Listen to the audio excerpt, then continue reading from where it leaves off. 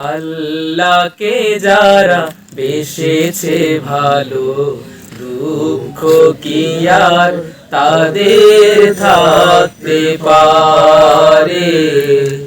দুঃখ কি আর তাদের থাকতে পারে? আল্লাহকে যারা বেসেছে ভালো, দুঃখ কি আর তাদের থাকতে পারে?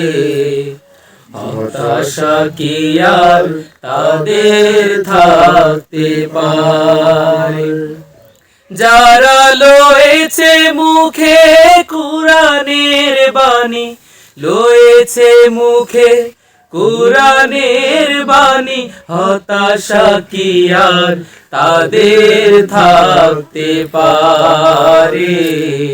দুঃখ কি আর তাদের থাকতে পারে?